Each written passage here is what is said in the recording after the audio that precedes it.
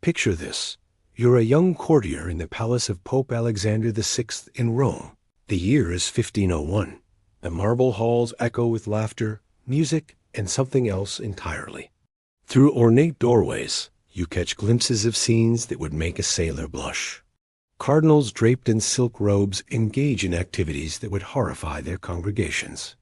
Naked courtesans dance between tables laden with exotic delicacies, while the most powerful men in Christendom watch with hungry eyes. This isn't some fevered imagination or anti-Catholic propaganda. This is documented history from the papal court itself, where the line between sacred and profane didn't just blur, it disappeared entirely. Welcome to the world of Renaissance orgies, where Europe's most refined courts transformed into playgrounds of excess that would shock even our modern sensibilities. These weren't just wild parties. They were calculated displays of power, political maneuvering disguised as pleasure, and windows into a world where the wealthy and powerful believed themselves above both earthly law and divine judgment. Before we dive into these forgotten stories of corruption and desire, if you enjoy learning about the hidden truths of history, consider hitting that like button and subscribing for more content like this. And please comment below to let me know where you're listening from. I find it incredible that we're exploring these scandalous stories together from different parts of the world, connected across time and space by our shared fascination with humanity's capacity for both brilliance and depravity. The Renaissance wasn't just about art and enlightenment. Behind the masterpieces and philosophical breakthroughs lay a shadow world of sexual excess that the history books prefer to ignore. The same courts that produced Michelangelo and Leonardo, Vinci also hosted gatherings that would have made ancient Roman emperors blush. These weren't random debaucheries. They were sophisticated, organized events that served multiple purposes, demonstrating wealth, cementing political alliances, and satisfying desires that polite society couldn't acknowledge. The papal court under the Borgia family represents perhaps the most notorious example of Renaissance sexual excess. Pope Alexander VI, born Rodrigo Borgia, didn't just bend the rules of clerical celibacy, he shattered them into a million pieces. His court became legendary across Europe for its combination of religious authority and carnal indulgence. The Pope's own children, including the infamous Cesare and Lucretia Borgia, were active participants in a culture where power and pleasure intertwined in ways that defied every Christian teaching. The most documented of these papal orgies was the infamous Banquet of Chestnuts, held in the Apostolic Palace on October 30th, 1501. Contemporary accounts, including those from Papal Secretary Johannes Burchard, describe an evening that began as an elegant dinner and descended into something far more primitive. 50 courtesans were invited to dine with cardinals and other high-ranking church officials.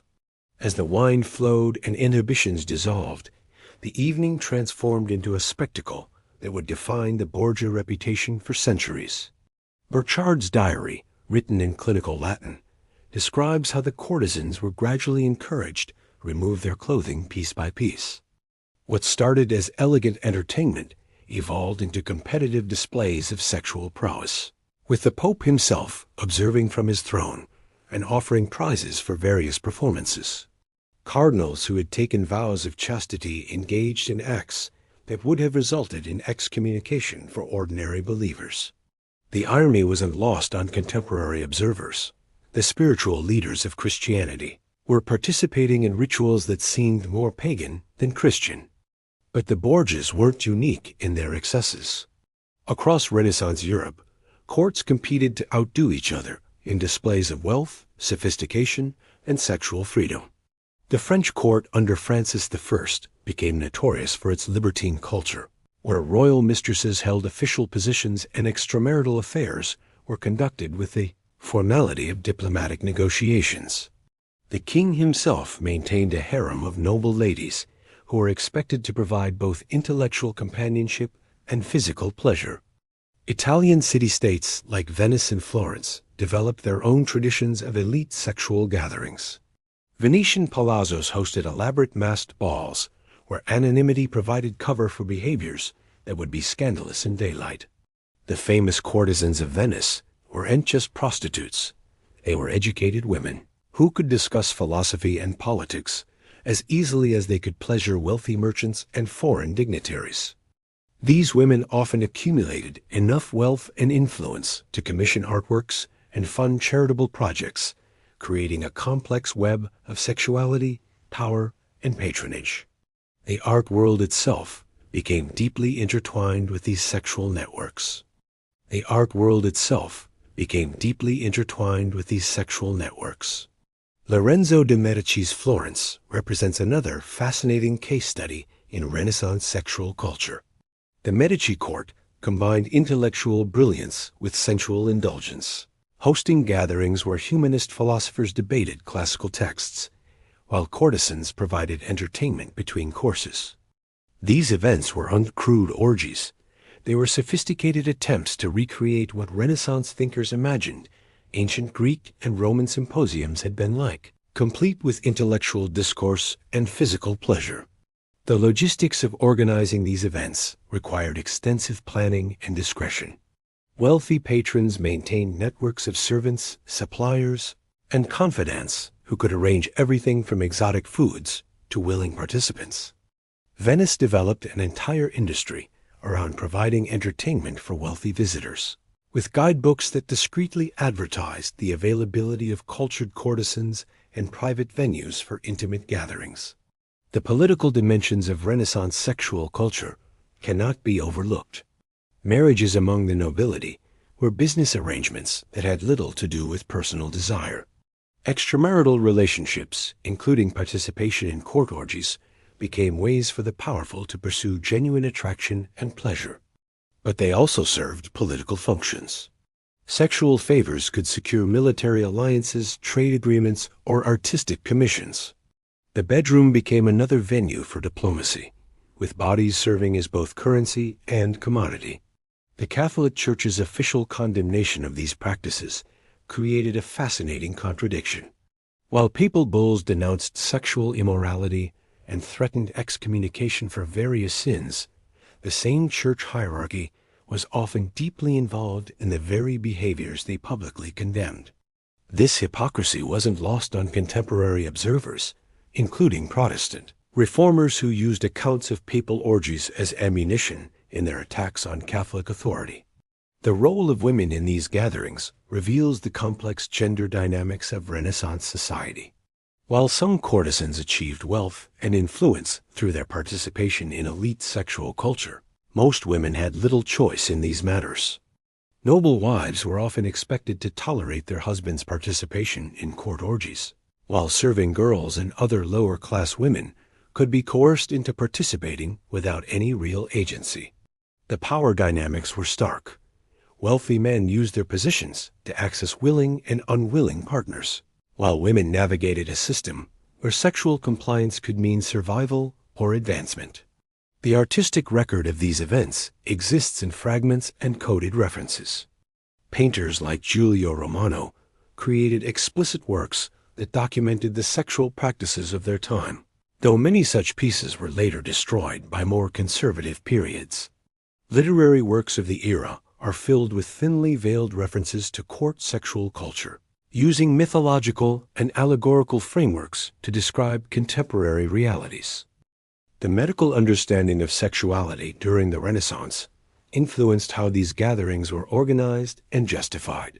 Physicians of the era believed that regular sexual activity was necessary for health, particularly for men. This pseudoscientific justification provided intellectual cover for behaviors that might otherwise be seen as purely hedonistic. The wealthy could claim they were pursuing not just pleasure, but medical necessity. The international nature of Renaissance culture meant that sexual practices and customs spread between courts through diplomatic contact, arranged marriages, and cultural exchange. A Venetian courtesan might find herself entertaining French ambassadors, while a Florentine banker might encounter Germanic sexual customs during business travels. This cross-pollination created a pan-European culture of elite sexual experimentation that transcended national boundaries. The documentation of these events presents unique challenges for historians. The documentation of these events presents unique challenges for historians. When direct accounts do exist, they're often written by participants with their own agendas, making it difficult to separate fact from self-serving fiction. The economic impact of Renaissance sexual culture was substantial. Courts spent enormous sums on entertainment, gifts for lovers, and maintaining the infrastructure necessary for elaborate private gatherings. Venice's courtesan culture generated significant tax revenue, while the papal states spent fortunes on the personal pleasures of church officials. This spending often came at the expense of public works and charitable activities that the church was supposed to prioritize. The psychological motivations behind these gatherings were complex and varied. For some participants, they represented genuine attempts to explore human sexuality and challenge social conventions. For others, they were displays of power and wealth, demonstrations that normal rules didn't apply to the elite. Many participants likely experienced a mixture of genuine desire, social pressure, and political calculation that made their motivations difficult to untangle. The technological innovations of the Renaissance enabled these elaborate sexual gatherings in ways that medieval courts could never have imagined. The technological innovations of the Renaissance enabled these elaborate sexual gatherings in ways that medieval courts could never have imagined. Venetian glassmakers perfected techniques for creating mirrors that could be arranged to enhance the visual aspects of intimate encounters, while improvements in candle making provided the controlled lighting necessary for creating the desired atmosphere of mystery and seduction. The spice trade that enriched Renaissance merchants also supplied exotic aphrodisiacs and enhancement substances that were believed to heighten sexual pleasure. Saffron from Spain, ginseng from Asia, and various herbal concoctions were incorporated into elaborate feasts that preceded more intimate activities. These substances were often prepared by court physicians who doubled as suppliers of sexual enhancement remedies, creating another layer of professional expertise devoted to maximizing carnal pleasure. The architectural evolution of Renaissance palaces reflected their dual purposes as centers of political power and sexual entertainment. Wealthy patrons commissioned architects to design spaces specifically for intimate gatherings, including hidden passages that allowed participants to arrive and depart without being observed by the general court. The famous Palazzo Te in Mantua, designed by Giulio Romano, contains rooms decorated with explicit frescoes that were clearly intended for private sexual entertainment rather than public display. These architectural innovations included sophisticated ventilation systems that could disperse incense and perfumes throughout intimate chambers, creating sensory environments designed to heighten arousal and mask the natural odors of human bodies in close contact. Some palaces featured pools and bathing areas where group activities could take place, incorporating water as both a practical necessity and an aesthetic element in sexual theater. The musical culture of the Renaissance courts became deeply intertwined with sexual entertainment. Composers created works specifically for intimate gatherings, with lyrics that used classical mythological references to describe contemporary sexual practices. The madrigal form became particularly associated with courtly love and physical desire, providing sophisticated musical accompaniment to activities that would have been considered base without such cultural elevation. Court musicians often served dual roles as entertainers and participants in sexual gatherings. The lute, with its intimate sound and portable nature, became the instrument most associated with courtly seduction. Female musicians, in particular, found themselves in ambiguous positions where their artistic talents were valued alongside their physical attractiveness, creating professional opportunities that came with significant personal risks. The development of Renaissance dance forms reflected the era's complex attitudes toward sexuality and social hierarchy. Court dances like the pavane and galliard incorporated movements that were simultaneously elegant and sensual, allowing participants to engage in socially acceptable forms of physical contact that could serve as preludes to more private encounters. The elaborate costumes worn during these dances were designed to emphasize and reveal the human form in ways that would build anticipation for later activities. The diplomatic protocols surrounding these gatherings required extraordinary discretion and sophistication. Ambassadors and foreign dignitaries were often invited to participate as a form of international courtesy, but their involvement had to be managed carefully to avoid creating scandals that could damage political relationships. Successful hosts developed elaborate systems of coded invitations and indirect communications that allowed them to gauge interest without making explicit offers that could be used as blackmail material. The seasonal rhythms of Renaissance court life created natural cycles for these intimate gatherings. Winter months, when courts were confined indoors for extended periods, became particularly associated with sexual experimentation and elaborate entertainments. The long nights provided cover for activities that might be more difficult to conceal during summer months, when daylight lasted longer and court schedules were more public. Spring celebrations, particularly those associated with ancient fertility festivals, provided cultural justification for sexual gatherings that might otherwise be condemned as purely hedonistic. The revival of classical learning gave Renaissance intellectuals access to descriptions of ancient Roman and Greek sexual practices that they could claim to be recreating for scholarly purposes, providing intellectual cover for personal indulgence. The role of confession and religious absolution in Renaissance sexual culture created a fascinating cycle of sin and forgiveness that enabled ongoing participation in activities that were officially condemned. Wealthy participants could arrange for private confession with sympathetic priests who understood the realities of court life and provided absolution that allowed the cycle to continue without genuine spiritual consequences. Some church officials developed elaborate theological justifications for sexual activities that technically violated their vows or church teaching.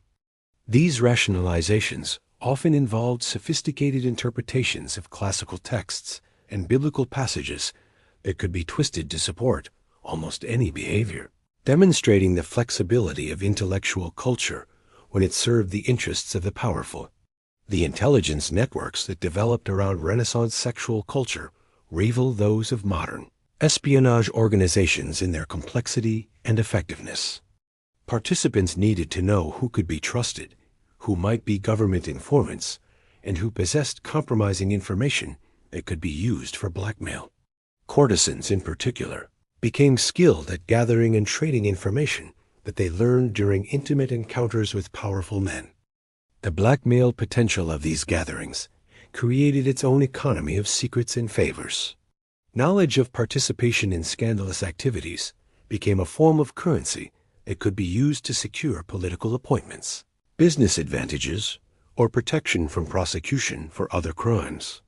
This system of mutual vulnerability actually helped maintain the stability of these sexual networks by ensuring that all participants had incentives to protect each other as secrets.